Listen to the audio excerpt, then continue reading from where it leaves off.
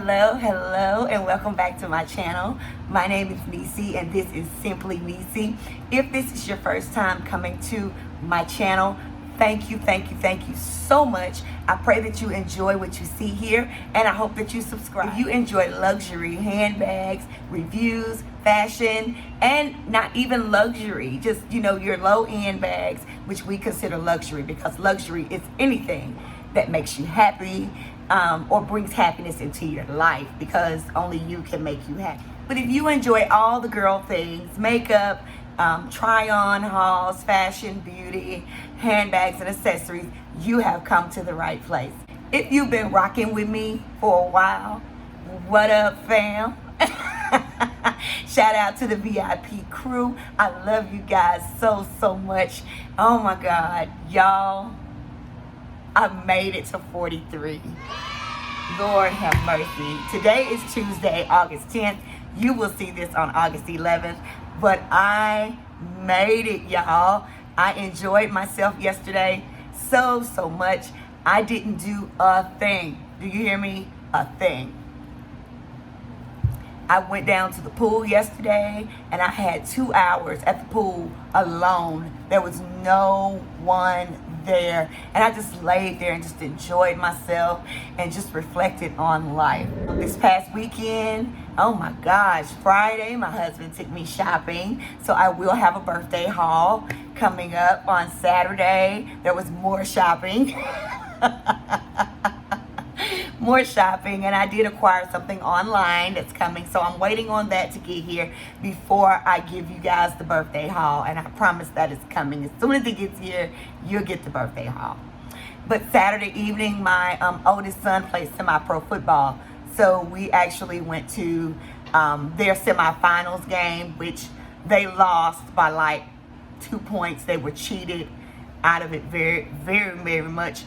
So much so that there was 2 seconds left on the clock, and 3 of the referees, 3 of the 4 ran like they ran. Sunday, I had a birthday cake. I actually had a birthday cupcake from my husband. We forgot the candle, so we sat in the car, and he sang happy birthday to me, and I blew out an imaginary candle. It was so sweet, and he actually grilled out on Sunday. Since my boys, I have Cameron here, and I have Jalen back home, and Tyler is here technically. He's, he lives in another city here. And we had everybody on FaceTime to sing happy birthday to me. And I thought it was the traditional happy birthday. No, my older two, they had a rendition of happy birthday I wish I had recorded. So this isn't the first time our family does stuff like this. Like, we cut up like that all the time. Every birthday is different for everybody. There is never a repeat. It's never the same. And then yesterday was my birthday, and we had an amazing time. I had an amazing time. I went shopping yesterday too. So yeah, there's a lot going on. I know y'all see this makeup, honey. Listen, I'm gonna have to talk to y'all about that in another video, because what I'm using as a primer set all of this off, and I am so excited about it. To get up and do my makeup 2 days in a row says a lot about me, honey. 43 is about to be lit, baby. Lit like a Christmas tree. You can put that in your pipe and smoke it, honey. Yeah. So today, I just want to talk about today's pearls of wisdom. I want to share my story, and in honor of my late grandmother, who would have been 85 on tomorrow, August 11th. I think I owe this to her, and I've been giving you guys glimpses for quite a while now. So I'm just going to go ahead and start from the beginning. I am in no way slandering anyone. I'm just giving you the story as what it was told to me, and from what I remember after a certain age. Perception is only of that of the beholder. So this is my life, my truth. I can't speak for anyone else. If something is directly true, I will reference that. And from the source. but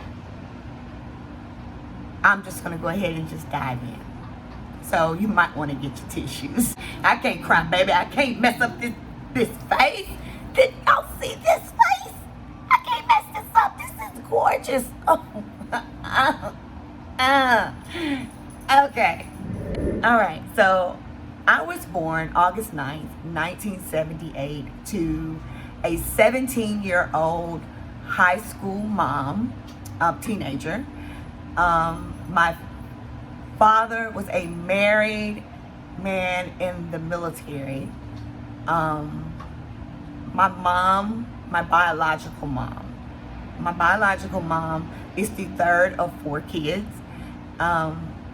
All of my grandmother's children lived at home at the time. My grandmother was never married, but she worked really, really hard. She didn't drive.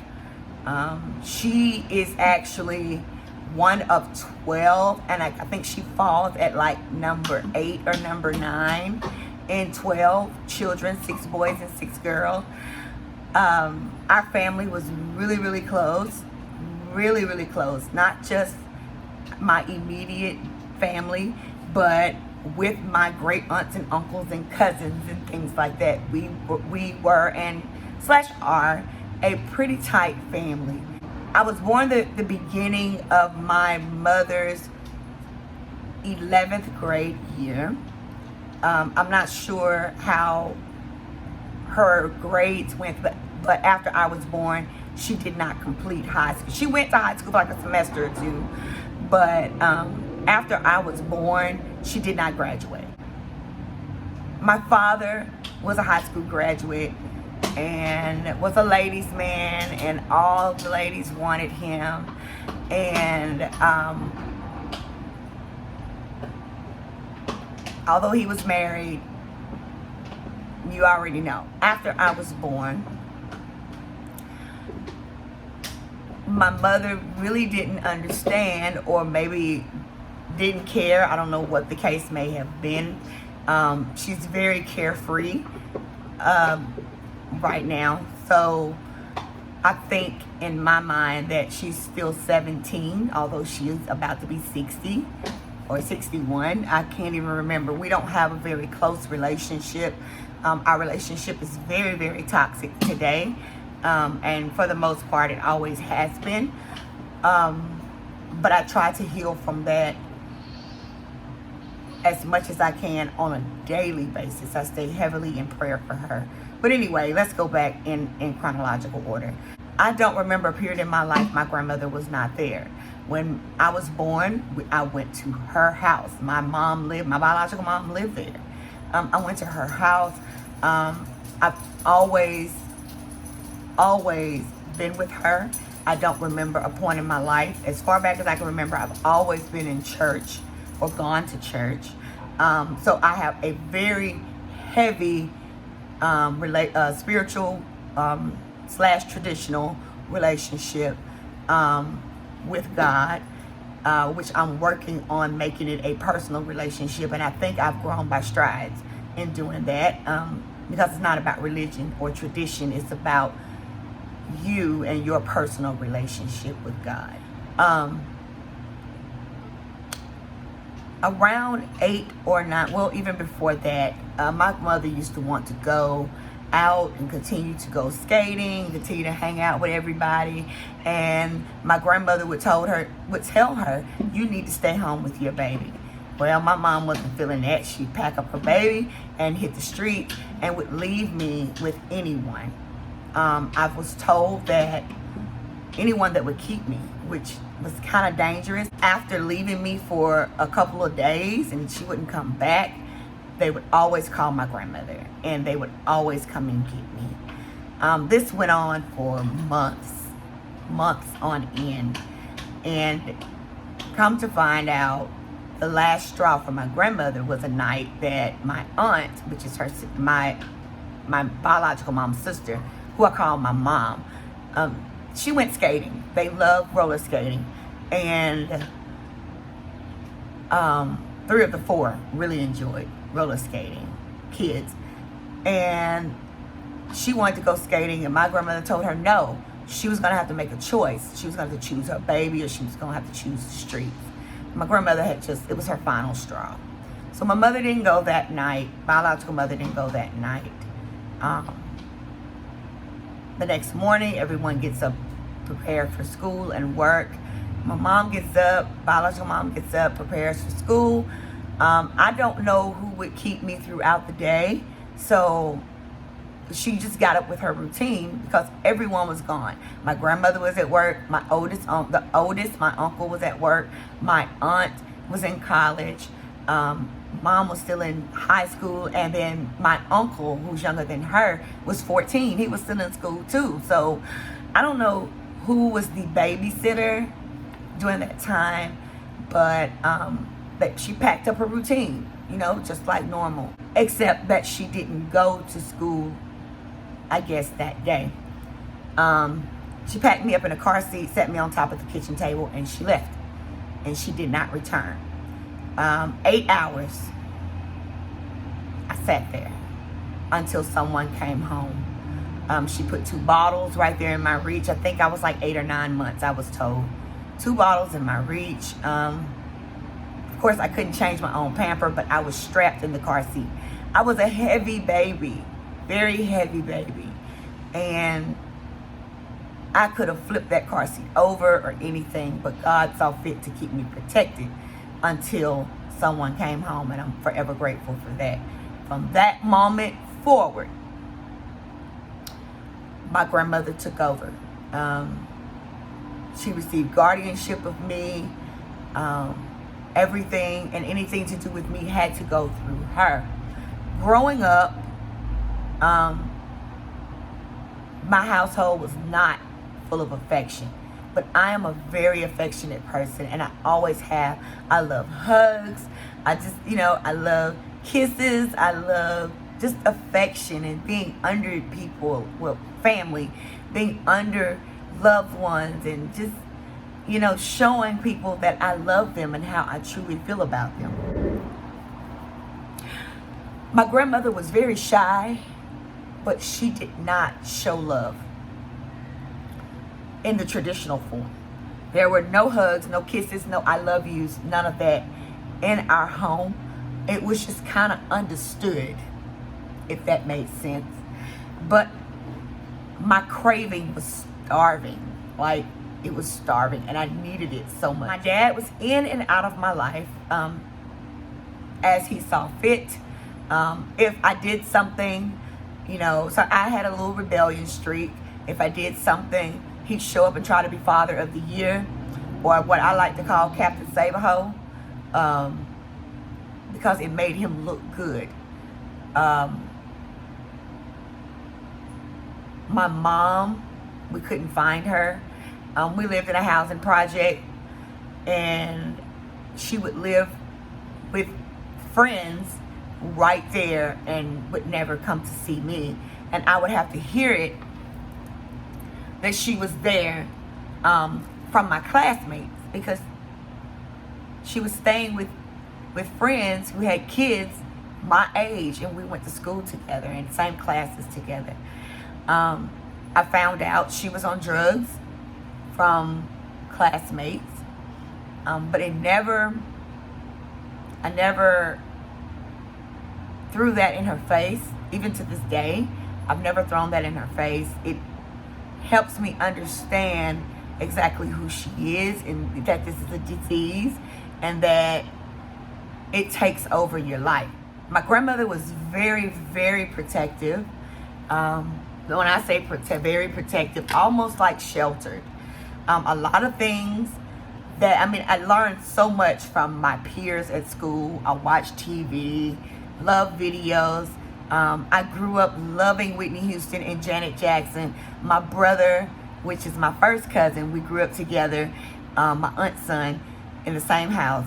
He was Prince and Michael Jackson. So we would perform together and do little concerts all the time. He had a guitar and a microphone. I had a microphone, and we would just perform. And if he was Prince, I would be Wendy or Lisa in the background. If I was Janet, he'd be either Jimmy Jam or Terry Lewis. You know, we're like 5, 6, 7-year-old kids, you know, just living life and enjoying life because it was just the two of us. We could go outside and play, but we could not leave that front yard. We could not leave that yard. My grandmother had a very tight rope on us. If we wanted to ride our bicycles, someone had to go with us to ride. If we wanted to walk to the store, which was right there in the projects, we could not alone. Not until, I guess I was about 9 or 10 or so. But she's always been there. One of my favorite memories of her is we would go to church on Sunday and I would have on my little cute dress or whatever that she kept me dressed. When I say she kept me dressed, she kept me fly. My grandmother had style, like she had style.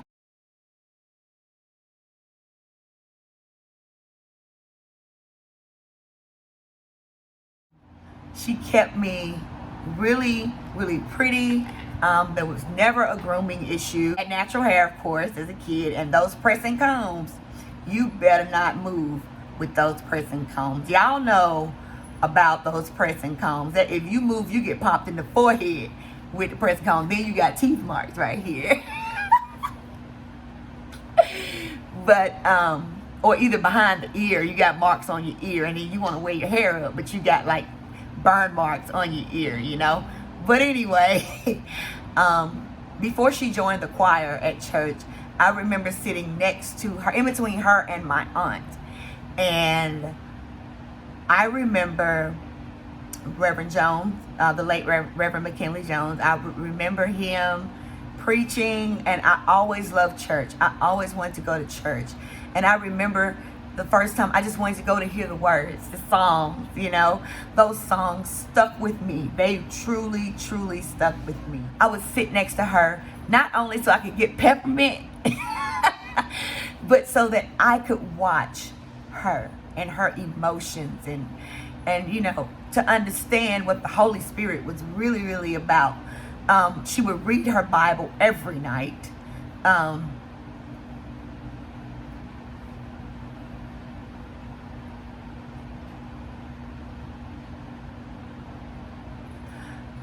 And even though she didn't directly show me how to be a lady, she showed me in her actions. Every night, she had a routine. Every night, when she'd take her shower, well, we didn't take showers, we took baths every night. She'd take her bath and she'd come out with her robe on, but it had a slip on, a half slip underneath. She'd sit at her dresser with her legs crossed across the knee. She would always check her nails. She was always checking her feet. She was always taking care of herself, moisturizing, and she had a routine where she did certain things. And I remember watching that. And then I remember saying, she never taught me. Yes, she did. She taught me everything that I know about beauty. She showed me in her actions. But she read the Bible every single night. And I remember watching her, but I knew not to disturb her. She never told me not to, but it was just a respect thing. You know, I kind of just knew, like, she's studying and I wouldn't interrupt. As I became a teenager, our relationship dynamics changed. Every night, I would lay across her bed as she was getting herself prepared, and we would talk. I mean, talk and talk and talk. Some of the most memorable talks were those that when she would iron the clothes for the week, and I would lay across her bed, and she taught me how to iron, and she would always give me little advice, and you know, that she knew I would be successful and that I would be a strong one. And to make sure that I continued to make her proud, that was always my goal, was to make my grandma proud. I gotta get some tissue.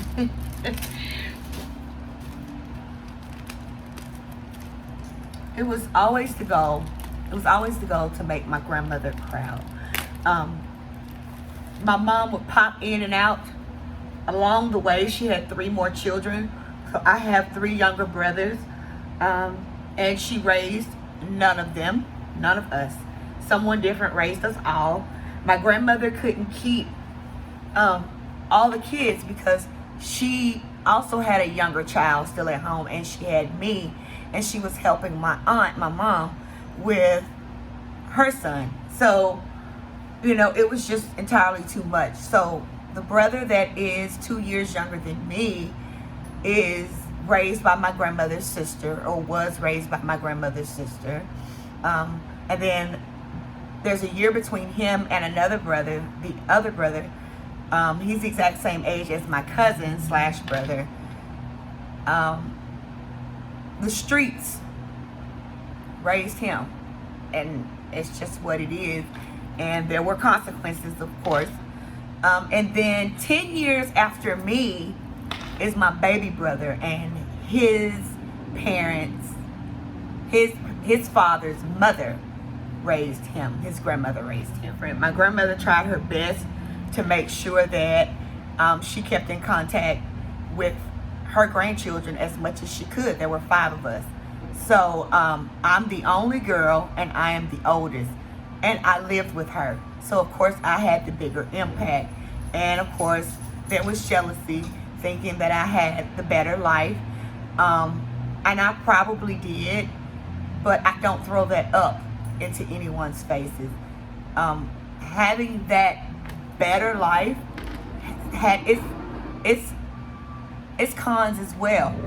We moved out of the projects when right before I turned 10 years old, going to the 6th grade. So I had to make all new friends. I didn't know anybody. But me being who I am, it did not take long to make new friends. But when I got ready to go to high school, 9th grade, I was transferred to another school. We didn't move. I was just transferred out of the zoning area for the high school that I should have attended, which I ended up attending in the 12th grade. The older I got, the more my relationship dynamics with my grandmother changed. I got pregnant the summer of my senior year in high school. I delivered Tyler, my oldest, the one that's in the military, on prom night, 1996, April 14th, 1996. I didn't make it to prom, but my date and I did take pictures. My grandmother fell in love with Tyler. It showed me the love that she had for me when I was the baby. I worked, I graduated, I worked and went to high school, and then I graduated and I continued to work.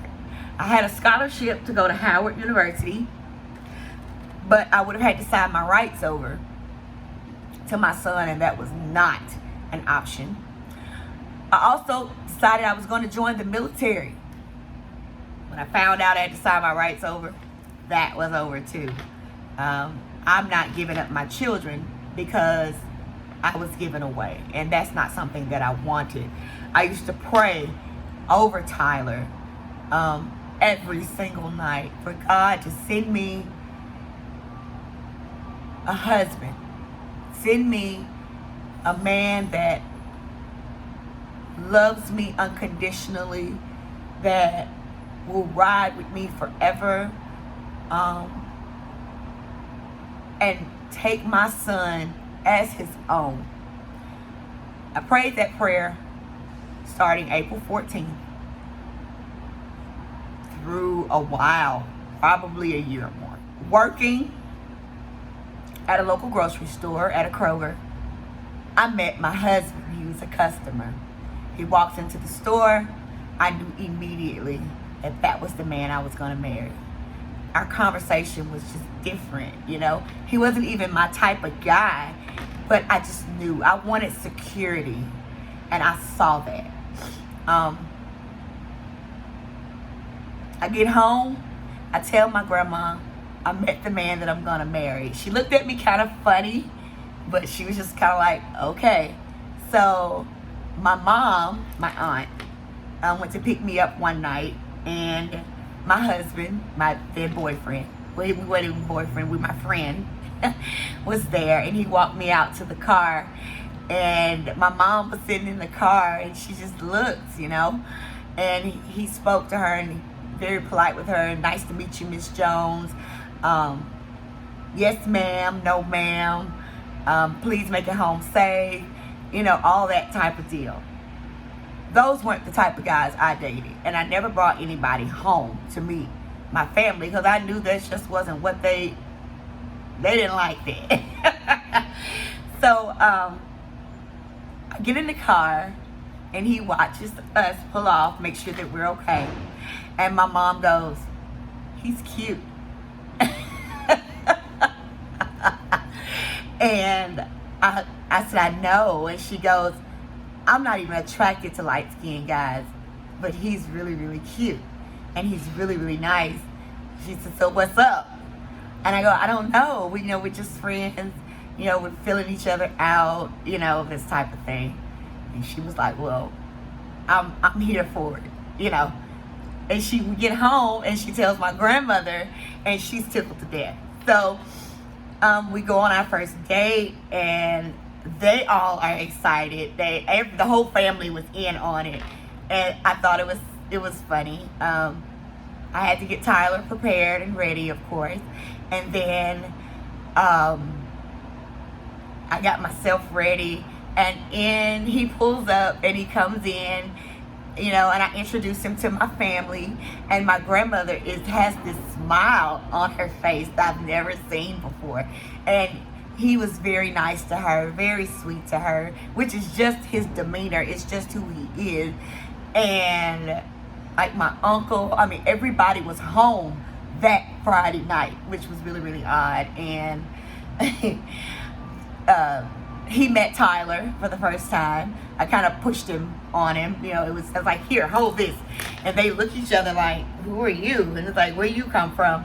And, when I get home from my date, the first thing they ask me is that Tyler's father? No, I didn't know him. Are you sure? I'm positive. I met him after the fact. I kept Tyler's father a secret.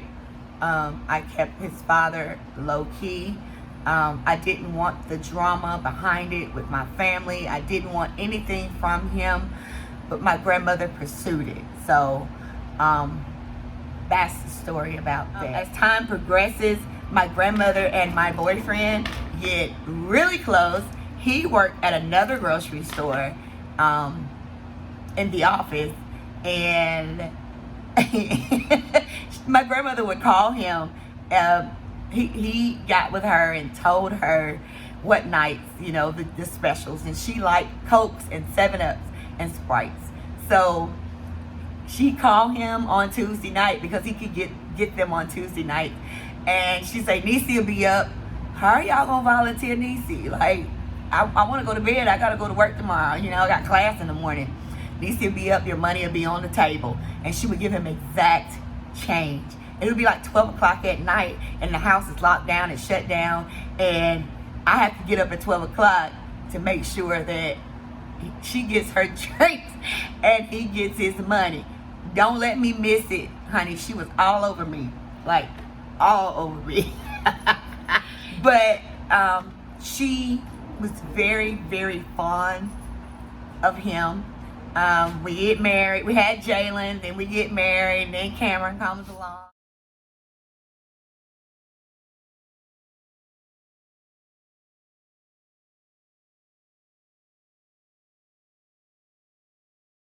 We moved around a little bit. My grandmother stayed the same with him. She loved him. He didn't have a grandmother. His grandmother had passed away by the time he was born. So that was his grandmother. For years, I watched them laugh and joke and talk, but she would always blush when she talked to him. So that's how I knew she was very fond of him. My family loves him. And I'm blessed by that. She gets sick and have heart issues, and I noticed that a lot of my health issues mimic hers at the exact same age. So I'm really trying to take care of that. if anything ever happened to her, my mom would call my aunt. My mom would call, and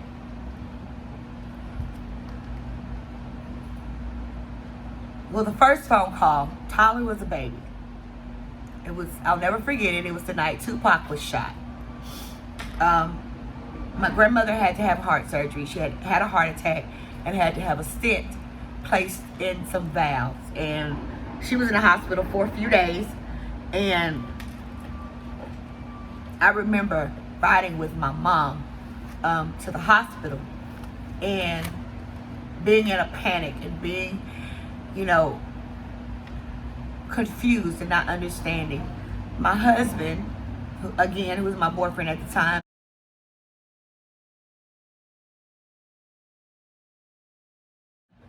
he would even come to sit with her, only knowing her a couple of months, and he would sit with her, which I thought was so sweet and meant so much, not only to her, but it meant a lot to me. But she would keep a lot of her health issues quiet. Later down the line, Tyler's senior year in high school, she had another heart attack. We rushed to Huntsville in the middle of the snow and ice and everything on a Sunday morning, and they had her in ICU. And I didn't understand why she was in ICU. And we got back there, and she was so happy to see me. Remember I told you we were not affectionate. It was just understood. Love was understood. She cooked for you. She gave you advice. She cleaned. She washed your clothes. That's how she showed her love. I don't know if she'd ever been burned by love before, or that was just the way she was taught. But that's what she would do. But when I walked back there was a smile on her face that I will never forget.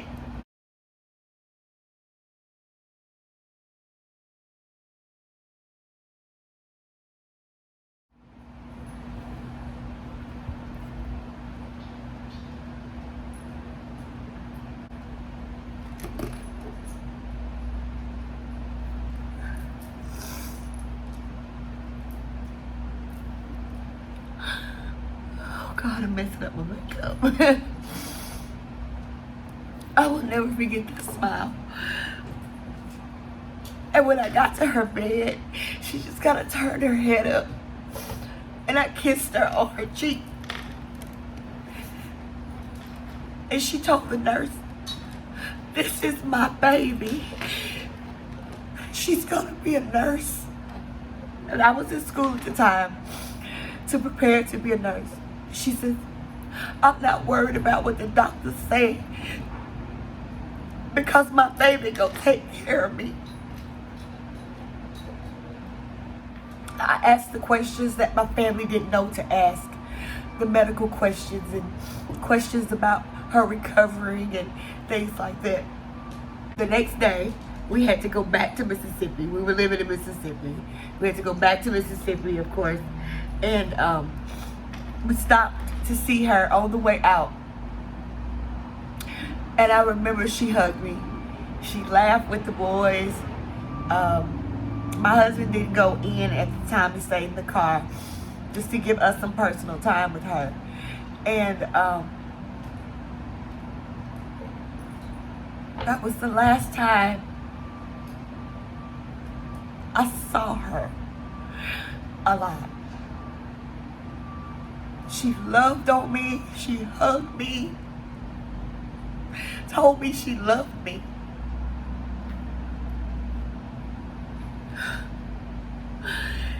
She never told me she loved me, ever. But I knew she did, in what she showed, in the way she showed it. But we talked every single Friday, and sometimes a couple of days through the week. I lived for those weekly phone calls. Tyler graduated in 1996. No, sorry. He was born in 1996. Tyler graduated high school in 2014.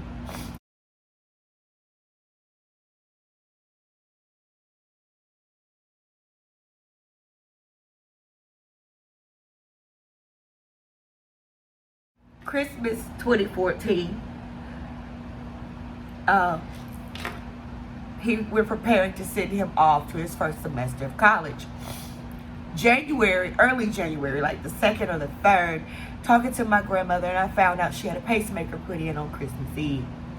She did not want to tell me because I had just started a new job, and she didn't want me to worry about her, and that she was okay. I was a little upset, but I understood her reasoning. And February 2014, Tyler surprised her. He popped up on her. I was on the phone with Tyler when he surprised her and stayed the weekend with her. He had a picture of her. Of course, her arm was in a sling, but she looked really, really slim. Tyler said she kept saying that she was tired.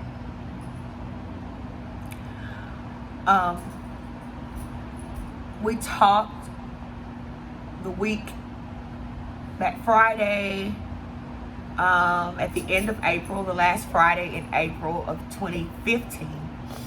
And she just told me she was feeling a little strange, you know. Didn't quite understand what was going on with her.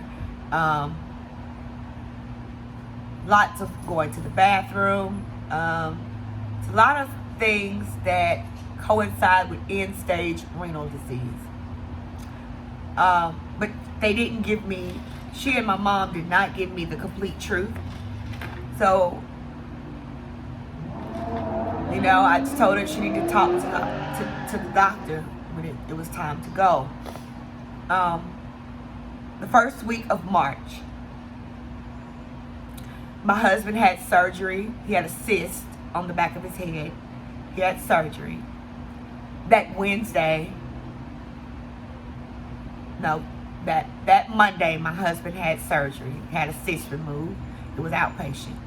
Tuesday, I talked to my biological mom, and I told her she needed to go see her mother, and she needed to go see her now. I don't know why. I don't understand why I said that, but I did. I understand now, but at the time I didn't. Wednesday, Cameron was baptized.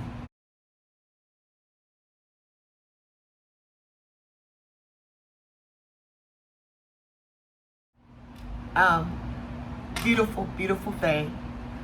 I told my grandmother on Thursday. I talked to my uncle, her youngest son, and told him he needed to call her, and he needed to call her right now. Come to find out, he had just saw her the week before, but I told him he needed to talk to her.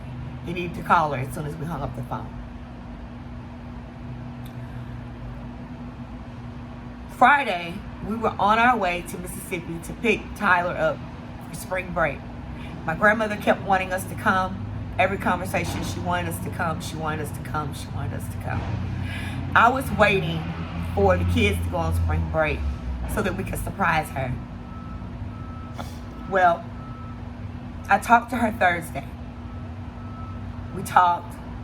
It was the strangest conversation. Come to find out, she didn't talk to anybody that day. She didn't mumble 2 words. It had snowed and there was ice on the porch. So my aunt / my mom couldn't go to her house. She had to stay there. But my grandmother was cooked, and she cooked a feast, like a feast, y'all. Like she cooked. She threw down in the kitchen, and she hadn't done that in years. And our conversation ended like this. Tell the boys to be good. I love them. I love you. Take you back. Tyler graduated 2014, and I sent her pictures, and she has the graduation DVD, and I told her, Mom, he did it. He did it. Now you just have 4 more years to see Jalen graduate. And then 4 more years after that to see Cameron graduate. And she goes, yeah, I don't know about that. I said, well, don't talk like that. You're going to be here, you know, you're going to be here for a while. And she said, we'll see. I brushed it off because I just knew she was going to be here, you know. We talked that night, that Thursday night. Jalen had the flu.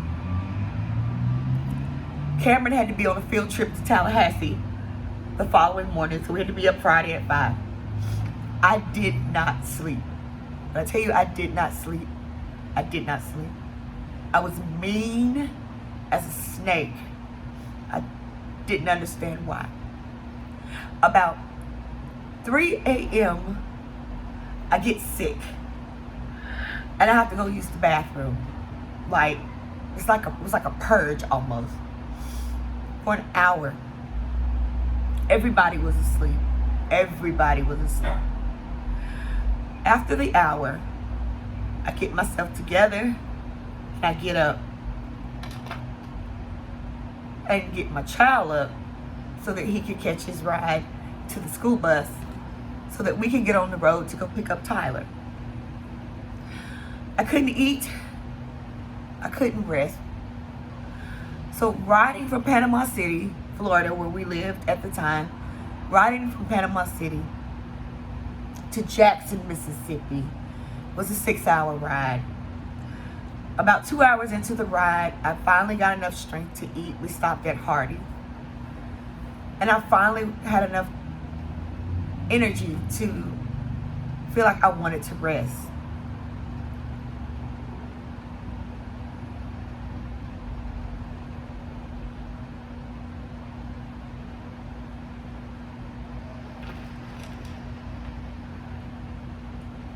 Around 8:15 a.m., my cell phone rings. And it's my grandma's house. And I looked at it because I was so tired. I said, I'll call her back. I ignored the call. It rang again from my grandma's house. I got a little irritated. I just let it ring. About 10 minutes after that, I get a phone call from my mom, my aunt, from her cell phone. It wasn't her break time for work, so I knew something was wrong. So I answered the phone, and her voice is so tiny on this call. She goes, hey,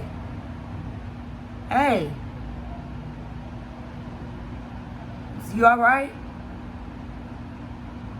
Yeah. Okay. Silence. The next thing I hear is, she's gone. Who? Who's gone?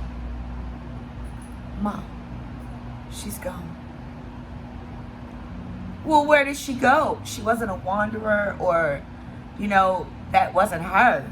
Where did she go? Nieccee, she's gone. Are you okay? Yes, I'm fine. When can you get here? We're on our way to go get Tyler right now. It'll be tomorrow. Oh, that's right. That's right. Okay, who do I need to call? What, you know, where's Gab? It's my brother. I just talked to him. Well, somebody call Pam. She's already been here. She's gone. What? Okay. I said, well, I don't remember how we got off the phone, but we did. I called my brother because now it's not processing. When she told me she was gone, I looked at my husband, and he said he knew at that moment. I couldn't cry. None of the emotions came out at that moment. I immediately went into coordinator mode.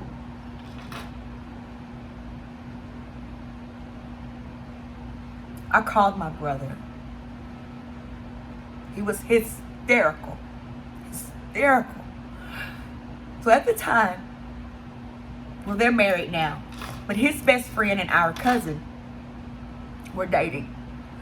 And so at the time, I text her and I tell her to send Rod over there now. Suicide watch. My grandmother just passed away. Rod got there seemingly in minutes, because I would not get off the phone with him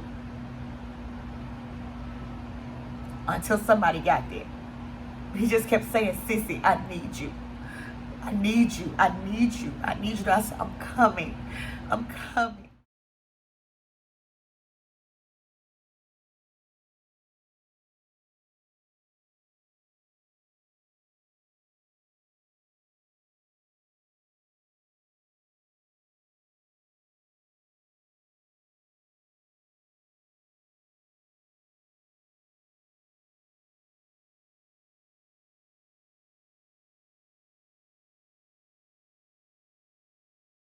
"I need you. I need you." My mom was, "I need you." She kept calling me, "When are you coming?" Her mind wasn't there. "When are you coming? I need you. I can't do this by myself. I need your help."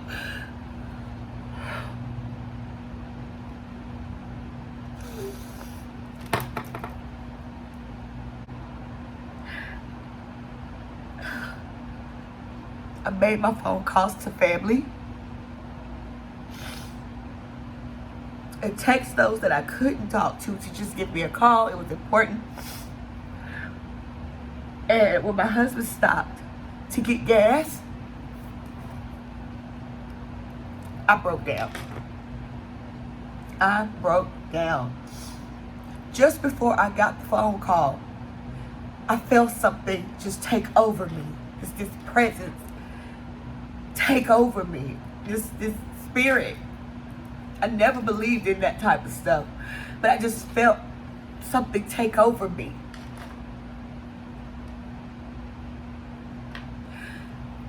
I got Tyler. We told Tyler he was not okay. But I had to get home and tell my other two. Cameron at the time was too small to understand. We never lost anyone so close, you know. So we never really had to talk about death and mourning. Cameron broke seeing his brothers break, and then they had to be strong for him. We packed up the next morning to go to Huntsville, and I was in my closet, them looking at the obituaries at the funeral home, and there was her name. Lord, I cried and cried and cried. So much so that I heard her in my closet, clear as day. I heard her in my closet. She said, "Nieccee, stop that crying. I'm all right. I'm all right." That moment, my husband came in to console me and told him I heard her. I know he didn't believe me. He didn't believe me. But I did. I still hear her today. I get to Huntsville. I stay a week. My husband and the kids stayed for the weekend and went back to Panama City so Tyler could enjoy his spring break. They came back the weekend of the funeral. I was with my mom day in and day out, planning her entire funeral. I picked out everything, picked out the casket. My mom just didn't have the ability to do so. They found her. My mama found her. They got up. Her and my uncle got up. And normally the blinds are open. You know, she opens up the house, and that wasn't so. My mama turned around toward the back. My grandmother's bedroom was at the end of the hallway, and her door was still closed. And she said she knew something then. They opened the door, and my grandmother was laying across the bed like she was trying to get back in the bed, and she was clenching her chest.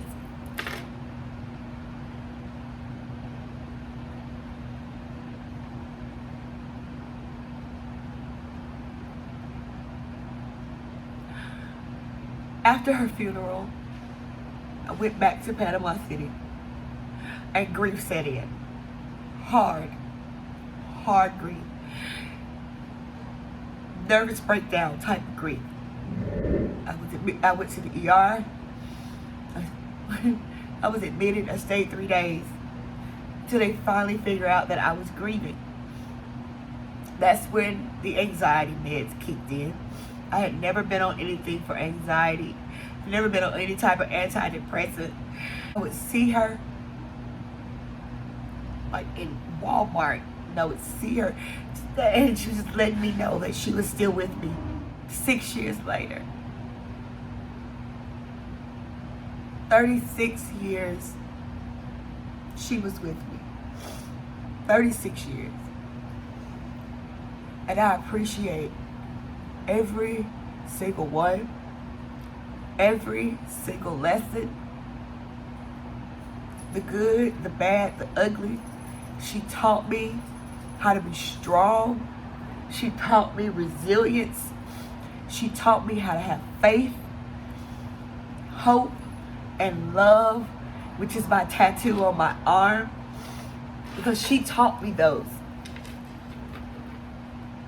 She taught me that. I carry her in my heart every single day. There's not a day that passes where I do not miss her or talk about her. She still comes to me in my dreams. I hear her voice when I need to make a decision that I'm confused about. And I know she still watches over me, and she watches over my boys.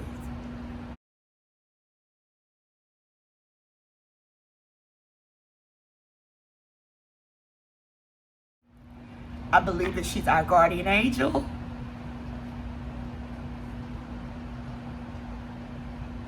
And I do believe that I will see her again. So, it's my story. I know this video is a little long. But this is my way of celebrating her memory on her birthday. The pearls of wisdom is to live life to the fullest with no regrets. Love on your loved ones, friends, and family. Don't keep any secrets from them, because you never know how that they can help you. The cause of death was one of her pacemaker wires had come loose, and it needed to be fixed. I find that out afterwards, and of course that instilled some anger, but it was just her time. So, woo, heck yeah. Thank y'all so much for listening to me rant and rave. If you made it this far and you subscribe, if you've made it this far and you have not subscribed, go ahead and click that red subscribe button, turn your notifications on, and click the like button, child, because you made it this far. And join the VIP, be in the family, so you'll know when these notifications drop. VIP, I am forever grateful for you guys. Drop down in the comments. Let's chat. What are your favorite memories from some of your loved ones that have passed away? And do you believe that they are still with you and you carry those values? Thank y'all for rocking with me. I love y'all so much. Pearls of Wisdom, August 11, 2021. Love y'all.